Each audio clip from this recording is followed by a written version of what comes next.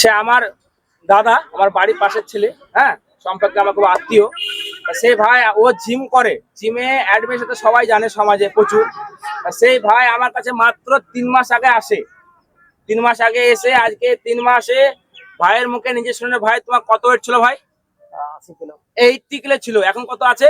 65। 3 মাসে 80 kilo wait ছিল, সেখান থেকে 3 মাসে আমি 65 আনিয়েছি, মানে 15 কেজি। 15 কেজি যে ওয়েট লস করেছে, যে আমাদের টিমে যে ন্যূনতম যে বেতনটা নিচ্ছে, সেটা কি সমাজের লোকে শুনলে হাসবে না রাখবে? কোনটা? হাসবে হাসবে। লোকে হাসবে যে 3 মাসে যে টাকাটা খরচা করেছে, লোকে শুনলে বলবে এইটুকু সামান্য টাকা থেকে মানুষের 15 কেজি ওয়েট লস হয়। কিন্তু এটা বহন ফিজিক্যাল একাডেমি বলে সম্ভব। এখানে 10 বছর আমি ফ্রি সার্ভিস দিয়েছি। ফ্রি সার্ভিস দিয়ে দেখেছি লোকের কোনো আগ্রহ থাকে না। এর জন্য একটা এমন সিস্টেম করেছি যেটা গরিবের, মানে যে গরিব মানুষ সমাজে, সেও যেন টানতে পারে।